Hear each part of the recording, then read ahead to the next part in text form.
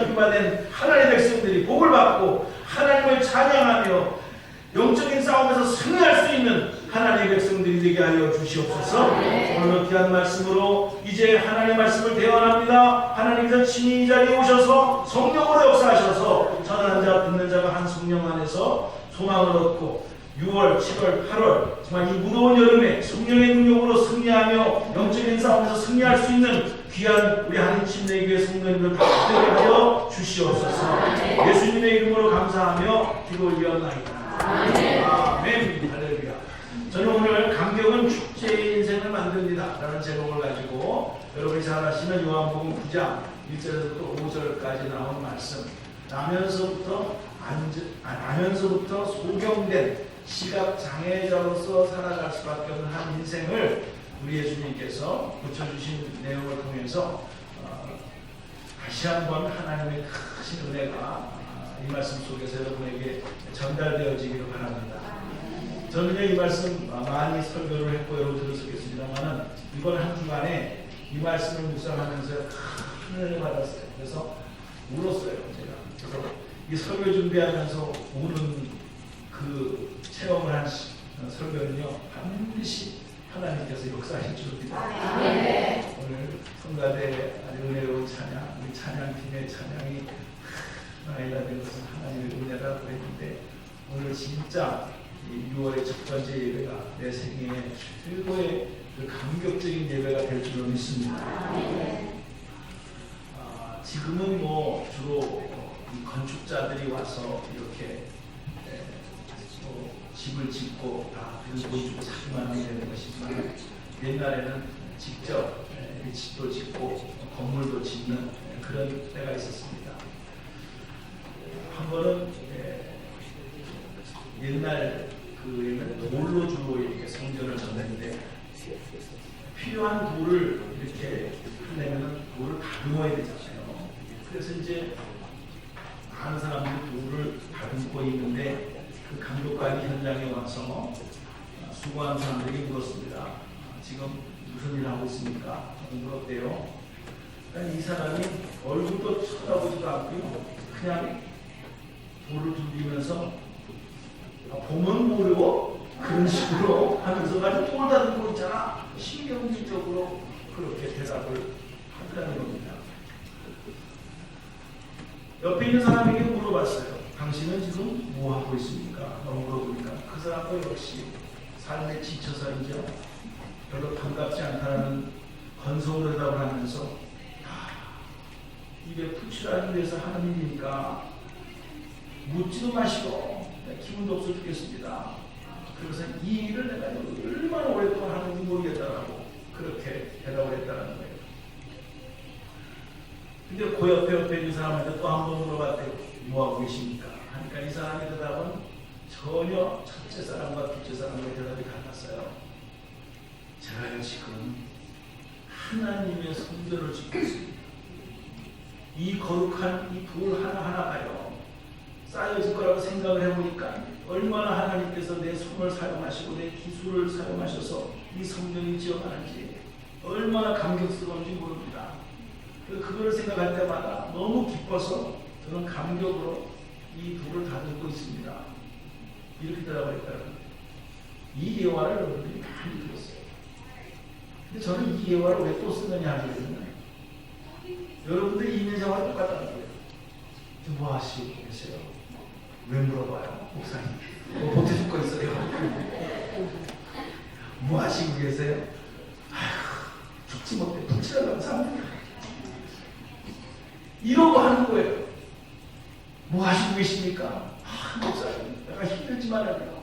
이 가정을 통해서, 이 사업장을 통해서, 이 일터를 통해서요. 하나님 나라가 확장될 수 있는 쓰임받게 해주시고요. 나를 통해서요. 많은 죽었던 영혼들이 소생할 수 있도록, 선교사님들을 위해서 기도할 수 있도록, 서포트할 수 있도록 쓰임받게 되니까 얼마나 좋은지 몰라요. 난 무슨 소리 듣기를 원하는데 몇 사람이 됩니까? 똑같은 얘기예요. 여러분들은 무엇 때문에 사십니까? 그리고 무엇을 가지고 감격을 하고 있습니까? 한번 생각해 볼 필요가 있다는 사실입니다. 어느 분이 수필을 쓰면서 현대인의 특징을 이렇게 썼습니다. 현대인은 아는 건 많은데 확신이 없다. 재산은 있는데 만족감이 없다. 내가 지금 가지고 있는 것을 보면 옛날에 비해서는 참 지나칠 정도로 많은데, 그런데 그것으로 인한 기쁨이 없다. 사회적으로 보더라도 성공한 것 같은데 왠지 나는 행복하지 못하다. 남들이 나를 보면 참 부럽고, 남들이 나를 보면 야, 나도 저렇게 됐으면 좋겠다 라고 부러워하는데 나 자신은 스스로 만족하지 못하고 늘 불평하면서 살아갑니다. 오늘 이것이 현대인들의 치명적인 약점이요, 그리고 오늘의 현실이 아닌가 이렇게 생각을 해봅니다. 사랑하는 성도님들, 우리가 감격은 축제의 인생을 만듭니다 라는 제목을 제가 기도하면서 정해봤는데, 여러분은 감격이 어디서 온다고 생각하십니까? 한번 생각해 보십시오. 감동이 어디서 온다고 생각을 하십니까? 소유에서 온다고 생각하십니까? 뭔가 큰 일이 벌어지게 되면, 엄청난 사건이, 좋은 일이 나에게 벌어지게 되면 우와! 어느 누구를 감당 못할 사랑의 고백을 받았다고 한다면, 그러면 여러분들이 감동할 것이라고 생각하십니까? 아니라는 거예요. 감동이 되기는 되는데 그 감동이 있기 전에 먼저 있어야 될 것이 있다는 거예요. 그게 뭐냐면 깨달아지는 거예요. 아, 이래서 그렇구나. 깨달음이 없으면 어느 누구가 당신을 사랑한다 할지라도요, 사람이 저렇게 안 해서 뭘 또 빼가려고 하나, 엉뚱한 생각을 하게 되고요. 엄청난 사건이, 좋은 일이 나서도요, 있으면 뭐해, 이것도 뭐 친척들이 와서 다 타려고 벌떼처럼 몰려들 텐데, 이런 생각을 하게 되면 크게 부담이 되는 거예요. 우리가요, 이 깨달아지는 것은 성령께서 해주시는 일인데, 오늘 여러분의 삶 속에 특별히 6월달, 7월달, 8월달 이 무더운 여름에, 할 일도 많은 이 여름에 여러분의 삶 속에 깨달음의 축복이 있기를, 깨달아지는 축복이 있기를 주님의 이름으로 축복합니다. 한 예를 든다면, 우리가 살다 보면은 신발장에 여러분 신발이 한두 개가 있는 게 아니에요. 그럼에도 불구하고 우리가 살다 보면 유행에 좀 뒤떨어진 것 같고, 그 다음에 내 옷하고 신발하고 맞지가 않아요.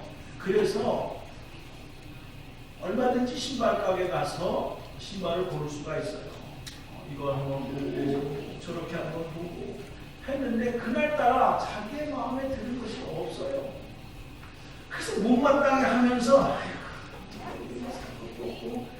이거 뭐 그렇구나 하면서 신발을 신었다 벗었다 몇 번씩을 반복을 해도 그렇게 마음에 싹 드는 것이 없어가지고, 에이 오늘은 안 되겠다 불평을 하면서, 그러면서 신발 가게로 나왔다는 거예요. 거기까지는 뭐 누구나 있을 수 있는 일인데, 자기가 나오면서 뒤에서 들리는 그 어떤 흥겨운 약간 흥얼흥얼거리는 노래를 불러드리는 거예요. 그래서 그 신발 고르면서 누가 저렇게 노래를 부르나, 그러면서 이제 한번 쳐다봤대요. 쳐다봤는데 이 사람이요, 깜짝 놀랐어요. 휠체어를 탄 사람이 신발을 고르는데, 휠체어를 타도 뭐 여러 가지 사정인데 이 사람은 두 다리가 다 없는 사람이에요. 그런데 노래를 부르면서 신발을 고르고 있다는 거예요. 자기가요, 그 순간에 딱 뒷머리를 때린 것 같은 충격을 받았어요. 나는 두 다리가 있고 신발 하나 맞는 게 없어가지고 불평을 하고 있는데, 저 사람은 신발이 있어도 두 다리가 없기 때문에 신발을 신을 수가 없는 사람인데, 그래도 신발을 고르면서 뭐가 좋아서 저렇게 콧노래를 부르면서 할까 생각을 하는 순간에, 그게 깨달아지는 순간에, 야, 내가 너무 저렇게 말았구나, 내가 너무나 제 인생을 헛살았구나, 이걸 깨달았다는 거예요. 사랑하는 성도님들, 이게 한 예지만 우리가 그런 거 아니더라도 환경만 보게 되면요, 우리는 감사가 나오는 거 아니에요. 아무리 가졌어도 어느 집에 갔다 오면 불평이 나올 수도 있고 부러워할 수도 있고 그런 게 우리예요. 중요한 것은 내가 가지고 있는 것에 대한 그런 감격이 아니라 내가 가지고 있는 것에 대한 의미, 이것이 진짜 나를 감격해 하고 그리고 그 의미를 깨달아질 때 내 영혼 속에서 감사가 나올 수가 있다는 성경은 보여주고 있는 거예요.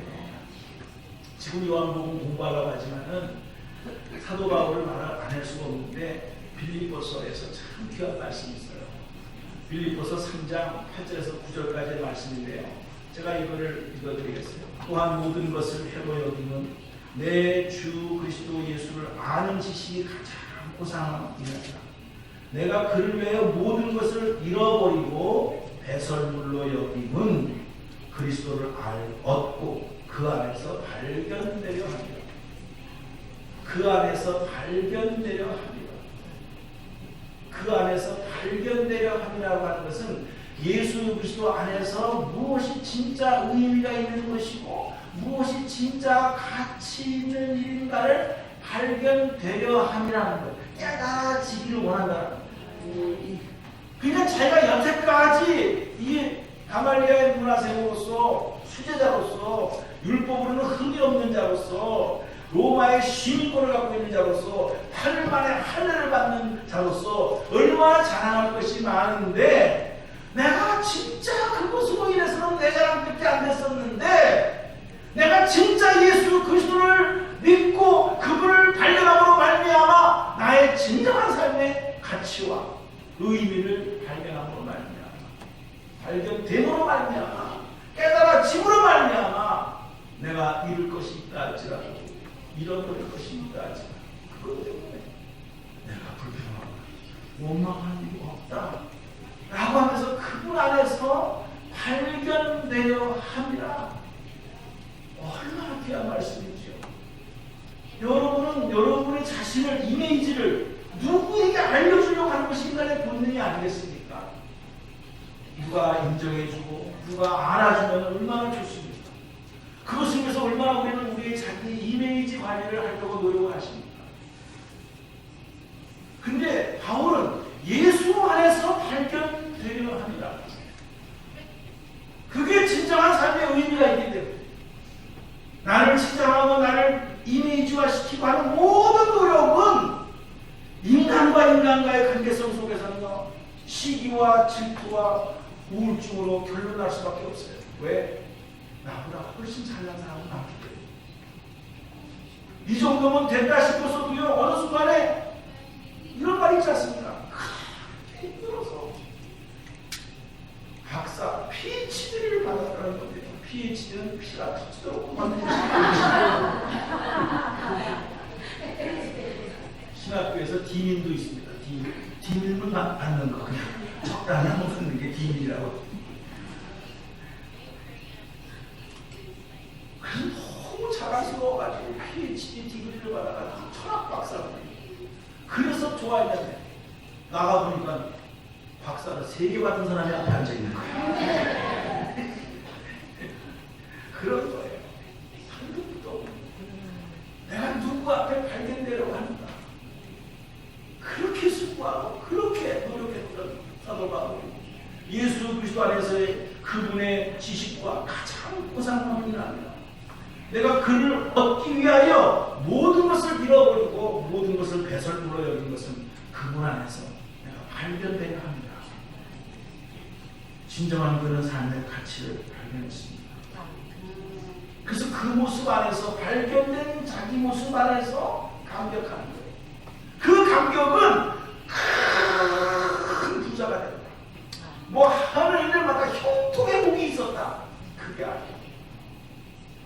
지난 주일날 설교했던 것처럼 빌립보 감옥에서도 쇠사슬이 추임을 감사할 수 있는 찬양, 그 안에서 발견된 예수님 안에서 발견된 자기의 삶의 의미와 진정한 가치를 발견했기 때문에 그는 그 칙칙한 지하 감옥에서도 찬송할 수 있고 감사할 수 있겠다는 사실을 믿으시기 바랍니다. 여러분은 무엇으로 감격하고 있습니까? 저는 이것을 생각하면서 우리 한국의 어머니, 아버지를 생각해봤어요. 누구나 다 부모님은 자기 자녀를 사랑하지만 한국 부모님들은 진짜 자기 자녀에 대한 사랑이 끔찍할 정도로 참 사랑을 많이 하고 그리고 희생을 많이 하는 거 우리는 잘 알고 있습니다. 그래서 수고하고 희생하는 그 부모님이 소원이 무엇일까요? 생각해봤어요. 이제 저는 부모도 되고 그리고 이제 할아버지도 되고 그래서 이제 아이들이 자라는 것을 보게 되니까 감사하더라고요. 내가 희생하고 사랑하는 것은요, 자녀들이 잘 자라주고 그리고 즐겁게 자라주고 건강하게 자라주고 그러면 되는 거예요. 그거지 뭐 다른 거 바라는 게 없더라고요. 근데 자녀들을 키워보면은 그런 희생과 수고와 사랑을 베풀에도 불구하고 왜 아이들이 그렇게 원망도 많고 불평도 많고 짜증을 내는지. 그래서 우리가 피곤한 거예요. 나는 정말 사랑으로 기쁨으로 선물을 해줬는데 이걸 이 떨어지고 이러면서 그냥 이럴 때 왜 돈으로 주지를 그러냐 이런 소리 들을 때는요 진짜 섭섭해요. 피곤해요. 제가요 지금 이거 부모하고 자녀 얘기하는 게 아니에요. 부모는 자기 자식을 버릴 수 있어도 하나님은 우리를 버리지 않는다 했어요. 하나님의 사랑이 크게 부어지는 거예요. 나의 나 된 것이 하나님의 은혜다. 이거 큰 하나님의 성령으로 우리에게 부어주시는데 우리는 감동이 없어요. 감격이 없어요. 감사가 없어요. 우리가 흔한 말이 신앙생활 너무 피곤해요. 누구 얘기입니까?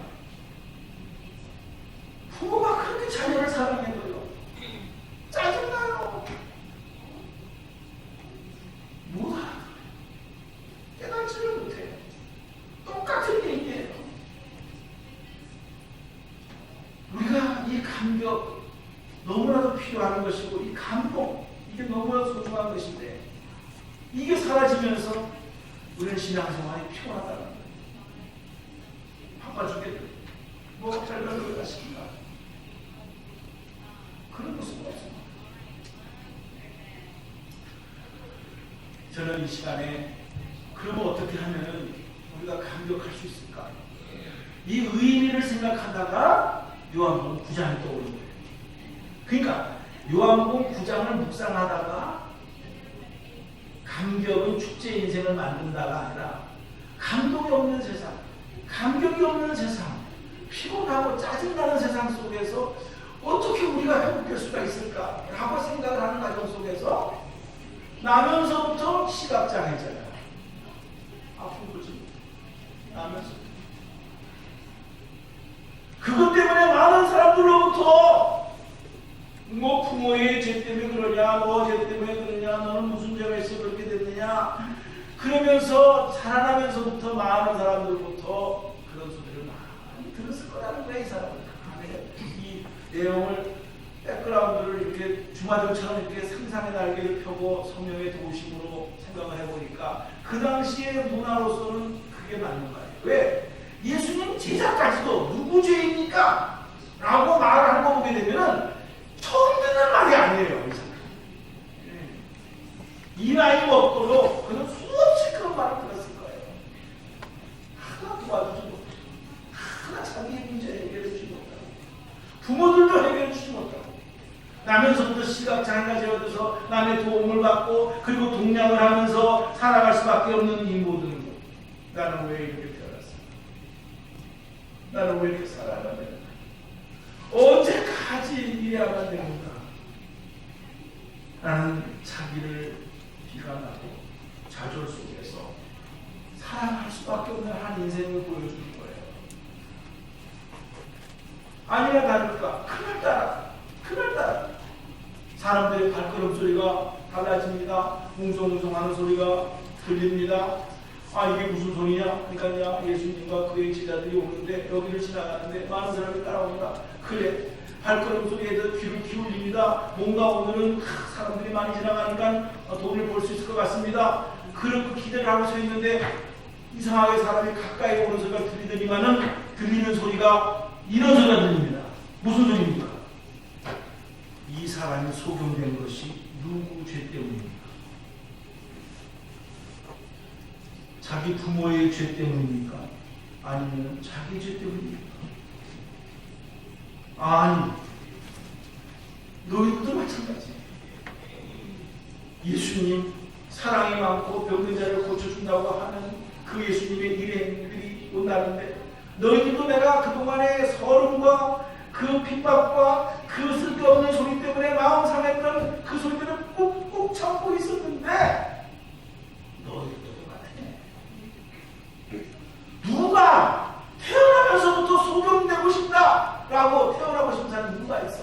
누가 내 어머니 되고 싶다는 누가 있어? 근데 너 또 죄 때문이라고.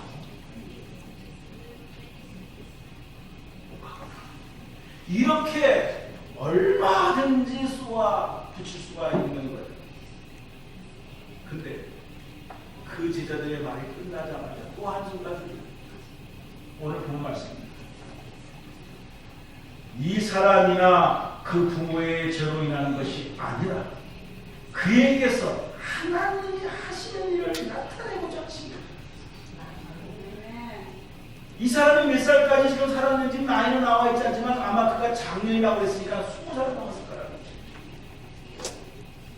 수없이 똑같은 말, 그것 때문에 상처받고 고통당했던 이 사람이 생전 듣지 못한 말을 처음으로 듣습니다. 아니, 남들은 다 와서 뭐 때문에 그렇지 라고 그러면서 이 방안을 짓는데, 아니, 내가 이 장님, 이 소경된 것이, 이 시각장애가 된 것이 하나님이 하시고자 하는 일을 나타내게 하기 위해서 했다는 말인가? 이 또 다른 해석입니다. 이 사람은 생명 여태까지 듣지 못한 소리를 듣고 충격을 받습니다. 이 충격이 얼마나 이 사람의 머리를 강하게 때렸는지 세상에, 여러분, 눈에다가 요만한 거 하나가 먼지 하나 들어가고 깝깝해가지고 그냥 이렇게 되는데, 아니, 앞을 보지 못한다고 해서 지르고 뒷다 바르면 안 아픕니까? 소경도요, 흙 들어가면 아파요. 눈 뜬 사람만 흙 들어갔다가 아픈 게 아니에요. 근데 일단 치골 발라가지고 흙에다가 갖다 붙여야 돼요. 그리고 여기서 당장 남들을 고쳐주는데 실로암까지 가라는 거예요. 여기서 실로암까지가 성경학자들이 말하기를 1시간, 정상적인 사람이 1시간을 걸어가야 되는 거예요. 16일 거리에 4km. 소경이 가려면 최소한도 4시간 걸린다는 거예요. 그런데 여기서 뭐 시간이 나와 있지 않지만 그거를 아무 지금 불편하지 않습니다. 지각장애자가. 왜 그런 줄 아세요? 할 말이 없어서 그럴까요? 아니에요. 지금 자기는 여태까지 수없이 똑같은 말을 들어왔고 지금도 제자들까지도 그렇게 얘기를 합니다. 예수님은 너를 통해서 하나님의 하시는 일을 나타내고자 합니다. 지금 내 이 형편에서 하나님 뭔가를 하신다는 말인가? 그럼 어떻게 하신다는 거야? 기대를 하고 있는데 야, 똑바로 이것도 하나님 하시는 건가? 또 실로암까지가 이것도 하나님 하시는 건가? 얼마든지요, 우리가 이성적으로 생각하면 사람 차별하나 생각할 수가 있는 거예요. 그리고 원망하는 거예요. 오히려 불평하는 거예요. 사람 우습게 보내. 그런데 이 사람은 지금 이 감격이 인내할 수 있는 게 하나님이 나를 통해서 하시는 일을 나타내고자 합니다. 기대를 갖습니다. 가보자. 끝까지 가보자. 이렇게 되는 거예요. 그래서 흙을 바르고 가만히 있는 거예요.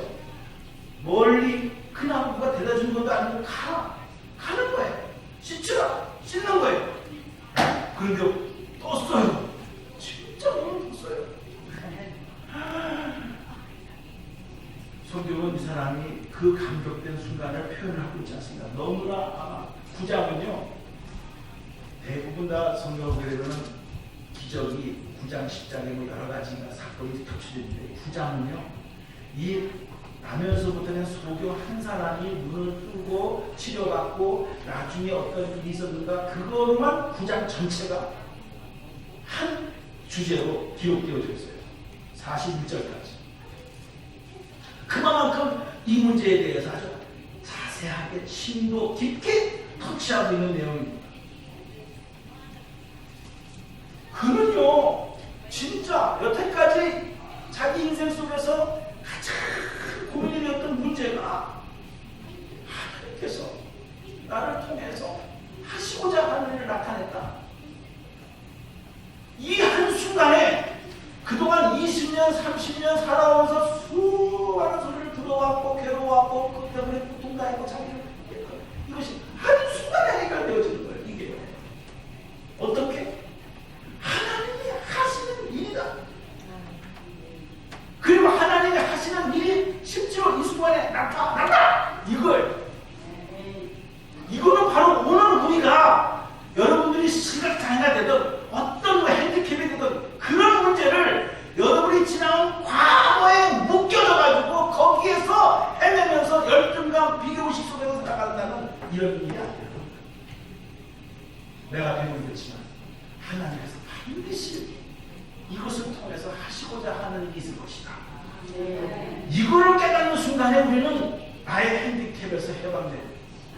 다시 한번 자기의 인생을 조명해 볼 수 있는 그런 계기가 된다는 사실을 보여주기 위해서 이 9장이 기록되어졌다. 저는 그렇게 생각합니다. 여러분 피곤하십니까? 가본 적이 없으십니까? 언제까지 이렇게 질질 끌고 짜증만 나는 인생을 할 것인가? 괴로워하십니까? 하나님이 지금 그 문제를 질질 끌게 하시고 짜증나게 하시는 것은 무언가 특별히 너를 통해서 하시고자 하는 일이 있기 때문입니다. 이렇게 해석할 수는 없습니까? 그 순간에 우리는 다시 한번 기대를 해보게 된다는 거예요. 그리고 신랑까지 간다는 거예요. 흙을 발라도 아무 소리 하지 않는다는 거예요. 이게 나하고 문주는 거하고 무슨 상관이 있어? 신랑 가는 거하고 나하고 무슨 상관이 있어? 이게 아니에요. 하나님이 하시는 것이다. 나하고 해석되는 순간에 그는 가는 거예요. 순종하고 가는 거예요. 믿음으로 가는 거예요. 근데 됐어요. 이 사람의 감격은 그러면 그렇지. 하나님이 하시고자 하는 일이 뭐야? 나를 눈뜨게 하는 거예요. 그게 중요한 게 아니에요. 하나님이 내 형편을 보시고 나를 사랑하시는구나. 언제 이 사람이 나면서부터 속임의 사람이 세상 사람들로부터 사랑을 받아갔습니다. 낳고 나보니까 속임의 그 자식을 보고 부모가 아유 내 발자가 이거 어떻게 기쁘다. 진짜 기쁨보다는 한숨이 나왔을 거라는 거예요. 아이가 점점 자라면서 동네 애들한테 놀림을 받고 들어옵니다. 울고 들어옵니다. 그때마다 창이 부러집니다. 내가 무슨 죄가 있어? 이런 아이를 우리 집에서 낳겠단 말이야. 하나님이 하시고자 하는 걸 상상도 못했어요. 상상. 부모도 상상도 못하고 본인도 상상도 못하고. 그래서 좌절과 절망 속에서 살아갔던 인생. 근데 그 감격이 어디서 왔어요? 하나님이 하시고자 하는 것. 이게 나 산 증거가 아니에요. 내가 눈을 뜨지 않았느냐.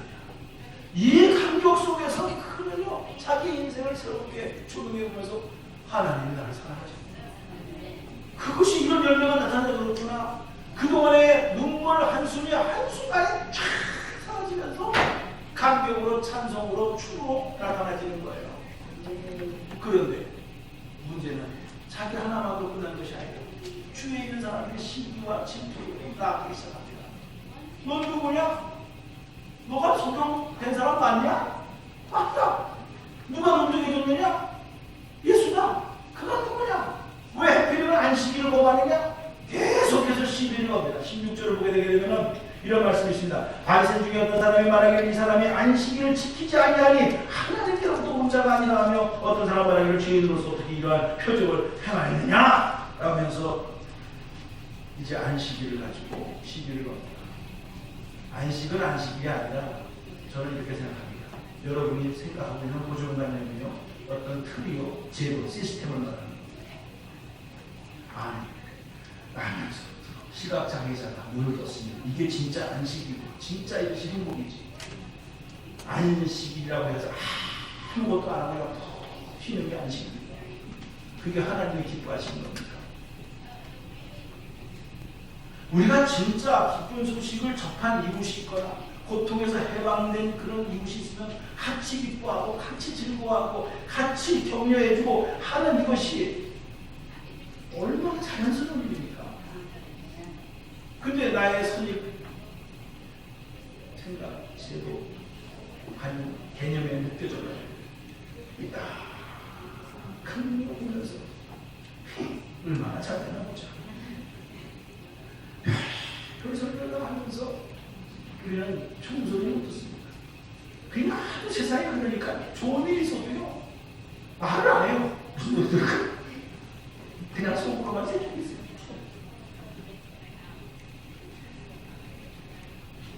이 나면서부터 시각장애자가 그렇게 간증을 합니다. 당신이 말한 예수가 죄인인지 나는 아직 못해. 그러나 내가 한 가지 아는 게 있다. 그것은 내가 보지 못했던 사람이었는데 지금 그분으로 말미암아 내가 오래 된 거다. 너무나도 단순하고 너무나도 깨끗한 믿음의 고백이었어요. 우리는 애를 때리면요, 때리면 울어요. 운다고 못 때려. 왜 때려? 운다고 때리고 또 울다가 또 쳐다본다고 때리고 또 웃으면 또 웃는다고 때리고 어쩌라는 얘기요. 우리는요 너무나 복잡한 세상에 살고 있어요. 너무 많이 알아서 복잡해요.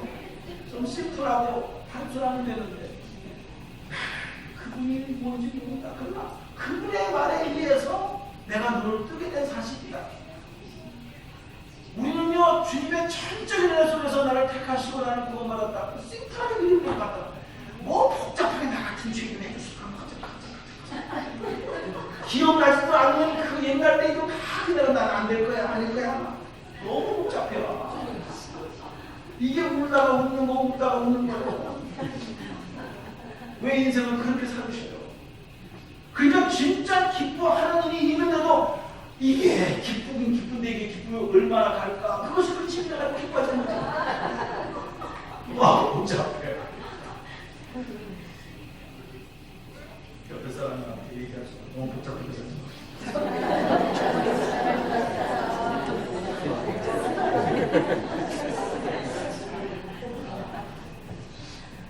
잔머리를 굴리지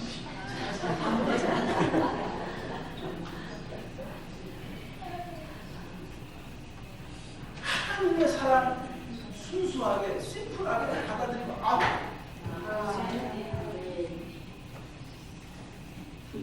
이 나면서부터 시각장애자인 이 사람의 고백은요 우리가 진짜 받아들일만 해요. 내가 뭐 받을 만한 자격이 있습니까? 내가 뭐 이걸 우리 말씀 구해가 되겠습니까? 나가자. 머리가 좋아요. 그래가지고 그 주신 은혜로 받지를 않아. 그러니까 감격이 없어요. 그래서 피곤한 거예요. 하나님이 하시고자 하는 일, 하나님이 나를 사랑하시는 일, 이거 하나만 끝나는 거예요. 이게 증거예요. 이게 나를 부르셨다. 나를 부르신다. 참 오늘 꼭 잘 불렀어. 너무 감사합니다. 우리는 부르시고 하고 끝 벌써 끝냈는데 왜 불렀을까? 복잡해. 뭐 하려고 시켰을까? 복잡해. 그러니까 부르시니까 은혜라고 들었어도 불렀어도 은혜가 아니고 이것도 뭐가 더 부담 불러가는 겁니다. 하도 그냥 무거운 짐을 떠죠. 세상이 뭐라고 그래도 하나님 나를 사랑하시고 이건 개인적인 체험이에요. 이 사람에게만 주어진 책임이에요. 이거는 여러분 한 사람 한 사람에게도 간증이 있을 수가 있다. 이거. 누가 뭐라고 그래도 거절할 수 없는 간증. 누가 뭐라고 그래도 내가 고백할 수 있는 간증.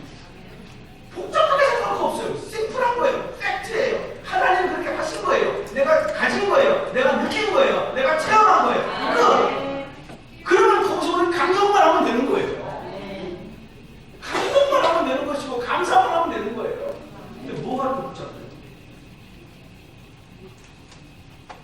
뭐가 복잡해요?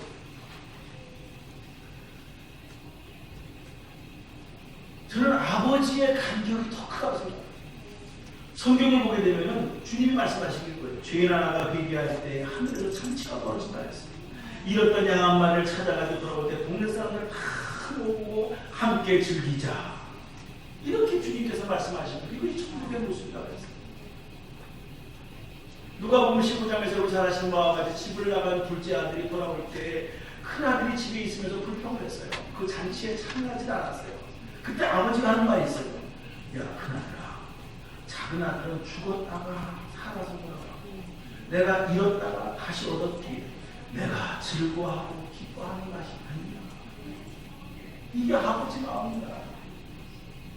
근데 왜 여러분은 마다들처럼 그 한 영혼이 잃었다가 돌아왔고 죽었다가 다시 살아서 온 것처럼 내 아버지 집에 왔는데 너희들은 왜 그 사람을 못 찾아보냐? 걔 뭐하고 왔지? 뭐하고 왔지? 누구야 쟤? 아버지 마음이 없어요. 거기에 축제가 없어요. 저는 교회는 이래야 된다는 거예요. 우리가 뭐 큰 일을 해야 축제다. 34차 텍사스 주총에 우리 교회가 축제다. 그런 거 아니야.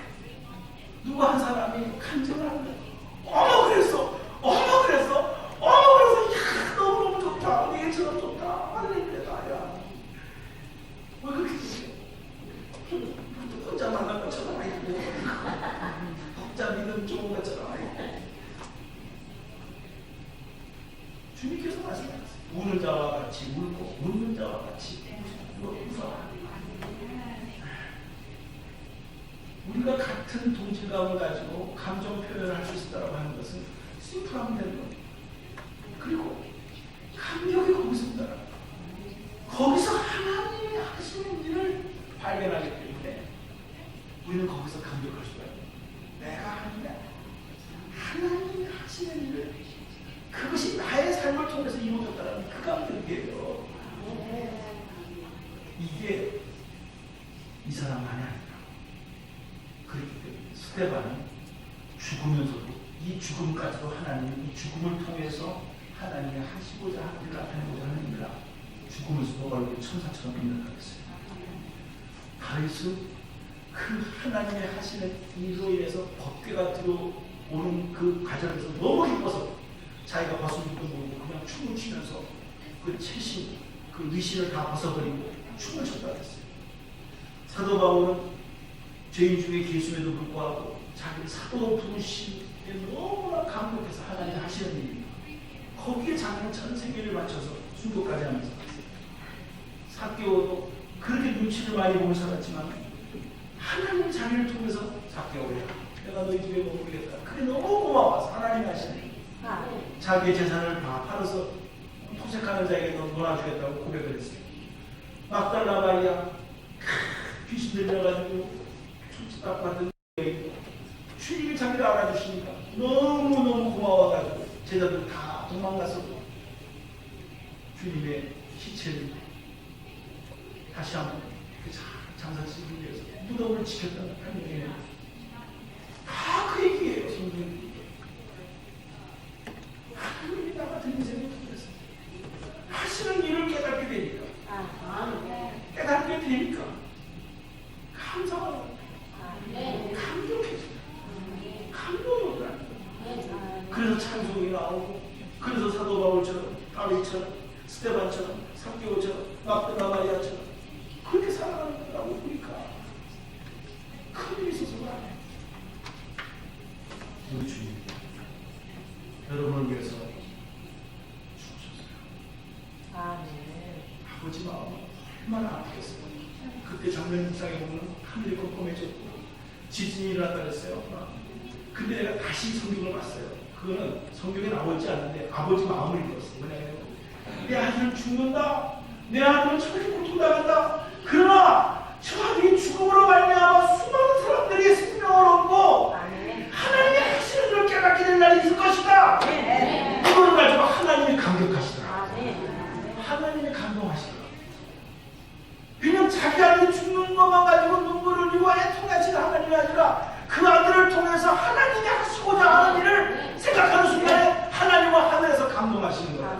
왜 수많은 사람 지금도 이 자리에서 그 예수님을 만나고 구원을 얻고 하나님의 자녀가 되는 권세를 얻게 되고 영원한 생명을 얻게 되고 아까 예수님 말씀하신 하늘나라에서 한 사람이 회개하고 돌아오게 되면 천국 잔치를 벌린다. 그게 자기 아들이 말없이 도살장에 끌려가 짐승처럼 그렇게 죽을 때 가능한 것이 아니야. 여러분 여기에 여기 있어요. 감동이 있어요. 다른 거는요 있다가도 없어지고요. 있다가도 불안해집니다. 깨질까. 영원하신 하나님의 약속을 위해서 우리는 감격하고 감동하면서 아버지 임재 앞에 나아갈 수 있는 복된 오늘 특별한 성찬식이 되기를 주님의 이름으로 축복합니다. 저는 이 찬송과